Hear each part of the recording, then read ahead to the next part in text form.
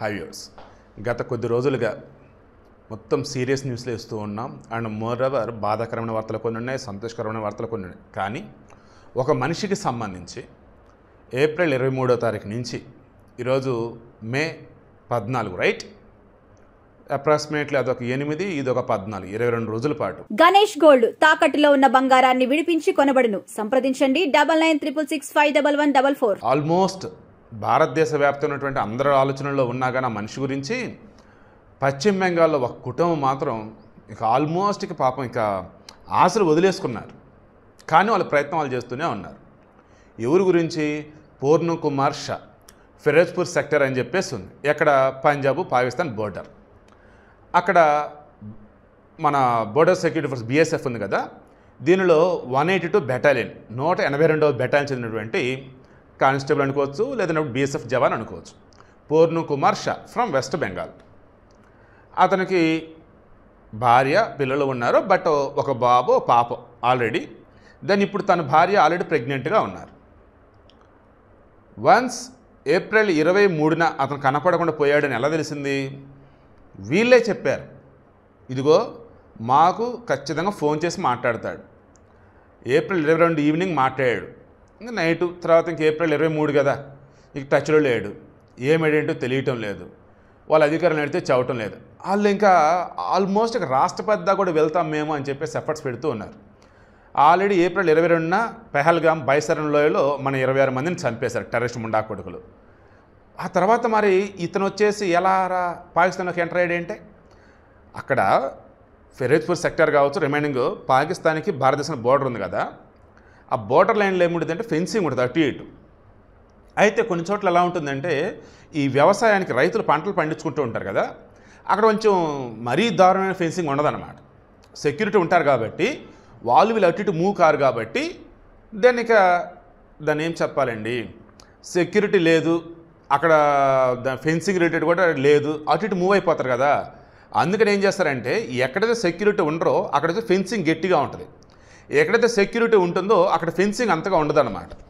అలా మొన్న ఇతను ఏం చేస్తున్నాడు, ఏప్రిల్ 23వ తారీఖు ఈ ఫిరోజ్పూర్ సెక్టార్ ఏరియాలో ఎండాకాలం రైతులకు సంబంధించి వాళ్ళు పండించిన పంటకు సంబంధించి కోతలు కావచ్చు, తర్వాత పండించిన పంట అట్టి తీసుకెళ్లే విషయంలో కావచ్చు, వీళ్ళు ఏం చేస్తారంటే రైతులకు సాయం చేస్తూ ఉంటారు, కాపలా కాస్తూ ఉంటారు. ఇతను అలా ఉన్న మూమెంట్లోనే కూర్చుంత అలసటగా ఉంటే చెట్టు కింద కూర్చుందన్నట్టుగా పాకిస్తాన్ బోర్డర్లోకి వెళ్ళిపోయాడు. ఇక ఆ తర్వాత పాప మరి నిద్రపోయాడా లేదు అన్నప్పుడు వాళ్ళు బలవంతంగా తీసుకెళ్లారనేది కరెక్ట్గా మనకు క్లారిటీ లేదు. బట్ పాక్ రేంజర్లు ఏం చేశారు, ఈ పూర్ణ కుమార్ షాని తీసుకెళ్ళిపోయారు. ఎప్పుడైతే వీళ్ళు అడుగున్నారో BSF కూడా చెక్ చేశారు.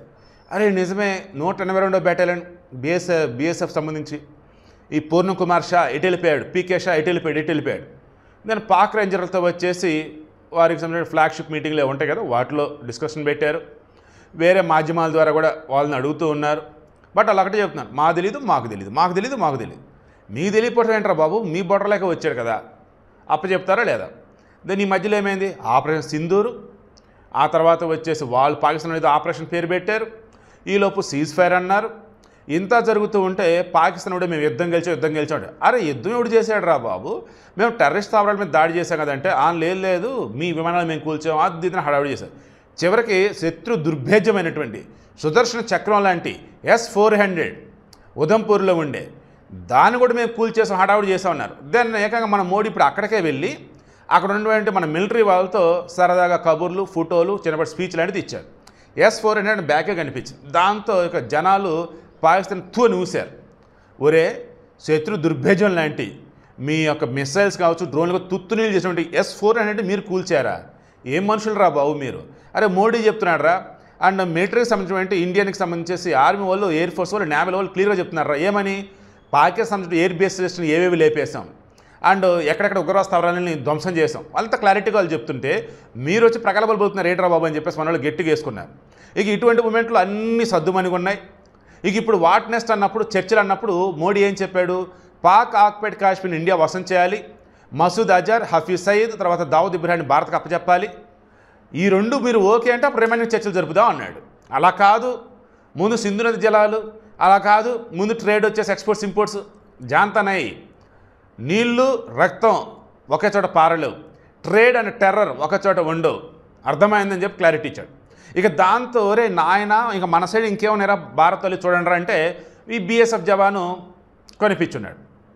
పూర్ణ కుమార్ షా అరే అప్పచెప్పండి రా అన్నారు.